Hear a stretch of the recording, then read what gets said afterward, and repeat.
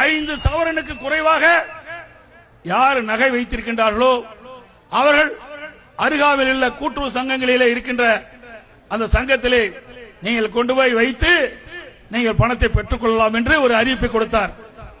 அதை நம்பி 48 லட்சம் பேர் கொண்டு போய் அங்காக இருக்கின்ற கூட்டுறவு சங்கங்கள்ல அந்த நகை வச்சு பணத்தை வாங்கி செலவழிச்சாங்க. திரு உதயநிதி ஸ்டாலின் ஒரு கூட்டத்தை போய் அப்போ 2021 சட்டமன்ற பொதுத் தேர்தல் போது ஒரு கூட்டத்துக்கு போய் பேசிட்டு இருக்கார். அப்ப பெண்கள் எல்லாம் பார்க்கத்தார். அதெல்லாம் காதுல தோடு கழுத்துல நகை இருந்தது, செயின் இருந்தது. ஏமா இன்னும் போய் நீங்க ஓடி ஓடி போய் பக்கத்துல கூட்டுறவு சங்கத்துல நீங்க உங்களுடைய நகை வச்சு அந்த பணத்தை வாங்கி அழகா செலவு செய்யலாம ஏன்னு தயங்கிட்டு இருக்கிறீங்க, ஏன் லேட் பண்ணிட்டு இருக்கிறீங்க? ஆகவே நான் இந்த கூட்டம் முடிஞ்சோன்னு வேக வேகமா ஓடுங்க. பக்கத்தில் இருக்கிற அங்க இருக்கிற தொடக்க வேளாண்மை கூட்டுறவு சங்கம் சரி எழுத கூட்டுறவு அமைப்பாளரும் சரி அங்க கொண்டு போய் உங்களுடைய நகைய அங்கே வைத்து அந்த பணத்தை வாங்கி அழகா நீங்க மகிழ்ச்சியா செலவு செய்யினாங்க. ஆகா உதயநிதி ஸ்டாலினே சொல்லிட்டாரு பரவாயில்லையே அப்படின்னு நினைச்சு அந்த மக்களும் போய் அங்கங்க இருக்கின்ற கூட்டுறவு அமைப்பில் அந்த நகை வச்சு பணத்தை வாங்கி செலவழிச்சிட்டாங்க. பிறகு ஆட்சிக்கு வந்த பிறகு என்ன ஆச்சு? தகுதியானவருக்கு தான் கொடுக்கப்படும் சொல்லிட்டாங்க. போட்டார் ஒரே அடியா.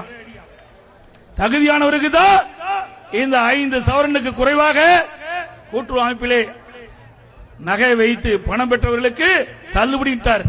மொத்தம் 48 லட்சம் பேர் நகைய கூட்டுறவு அமைப்பில் வச்சிருக்கிறாங்க. அதுல 13 லட்சம் பேருக்கு தான் தகுதியாச்சு. மீதி 35 லட்சம் பேருக்கு தர முடியாதுன்னு சொல்லிட்டாங்க. அது மட்டுமல்ல, அந்த கூட்டுறவு அமைப்பில் இருக்கிற சங்கங்கள்லாம் உடனடியா கடிதம் போட்டாங்க. யாரெல்லாம் பணம் வாங்கலாம் 35 லட்சம் பேர் திருப்பி கட்ட வேண்டும், வட்டியோட திருப்பி கட்டணும்னு சொல்லிட்டாங்க. பாவம் ஒழுங்கா காதுல அவர் தோடு இருந்தது, கழுத்துல நல்ல நகை இருந்தது. சில பேர் 5 சவரனுக்கு குறைவா தான் இருக்குது, அதை 2ஆ வெட்டு 9 பவுன் 2ஆ வெட்டி 2 பேருக்கு மேல கொண்டு வச்சாங்க. திரு ஸ்டாலின் பேச்ச, திரு ஸ்டாலின் உடைய அறிக்கையை நம்பி உதயநிதி ஸ்டாலின் பேச்சை நம்பி கொண்டு போய் சொசைட்டில வச்சுட்டாங்க. இன்றைய நிலை பரிதாபமான நிலை. இன்றைக்கு கூட்டுறவு அமைப்பு நீங்க வாங்கிய தேர்தல் இன்று வரைக்கும் நீங்க வட்டி கட்ட வேணும், அப்பதான் உங்க நகை திருப்பி தர முடியும்னு 35 லட்சம் பேரை ஏமாற்றிய கட்சி திமுக கட்சி.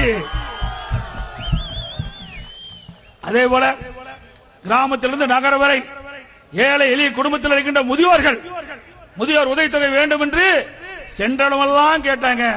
எங்களுடைய சட்டமன்ற உறுப்பினர்களும் தெரிவிச்சாங்க, அமைச்சர்களும் தெரிவிச்சாங்க, பொதுமக்களும் தெரிவிச்சாங்க, நம்முடைய கட்சி நிர்வாகிகளும் தெரிவிச்சாங்க. ஏழைகள் நிறைந்த பகுதி அந்த உழைக்கும் திறனற்ற முதியோர்களுக்கு மாதந்தோறும் 1000 ரூபாய் உதவித்தொகை கிடைப்பதற்கு வழிவகை செய்யும் என்று கேட்டீர்கள். அந்த கோரிக்கையை ஏற்ற அம்மாவுடைய அரசு சட்டமன்றத்தில் தெளிவா நான் அறிவிச்சேன்.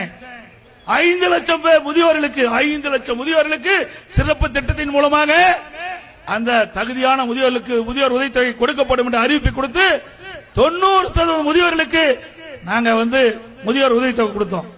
இது அதிமுக சாதனை. ஆட்சிக்கு வந்த உடனே பல பேரை நிறுத்திட்டாங்க, பல பேருக்கு கொடுக்கப்பட்ட அந்த முதியோர் உதவித்தொகை நிறுத்திட்டாங்க. திரு ஸ்டாலின் அவர்களே, ஏழையின் வீட்டில் அடித்தால் நீங்கள் நிம்மதியாக வாழ முடியாது என்பதை நேரத்தில் எண்ணி பார்க்க வேண்டும். அவர்கள் ஏழைகள், உழைக்கும் திறனற்றவர்கள். அப்படிப்பட்ட முதியோர்களுக்கு அதிமுக ஆட்சியிலே கொடுக்கப்பட்ட அந்த முதியோர் உதவித்தொகை நிறுத்துவது எந்த விதத்தில் நியாயம்? அதோட பல்வேறு திட்டங்களை நிறுத்திட்டாங்க. தாலிக்கு தங்கம் ஒரு பவுன் 50,000 ரூபாய்க்கு இன்னைக்கு விக்குது. அம்மா பார்த்தாங்க, ஏழை எளிய குடும்பத்தில் பிறந்த பெண்கள் குடும்ப சூழ்நிலையின் காரணமாக, பொருளாதார சூழ்நிலையின் காரணமாக திருமணம் தடைபடுகிறது பணம் இல்லாதனால. அதனால அம்மா அவர்கள் திருமண உதவி திட்டம் 50,000 25,000 தாலிக்கு தங்கம் ஒரு பவுன் அறிவிச்சாங்க.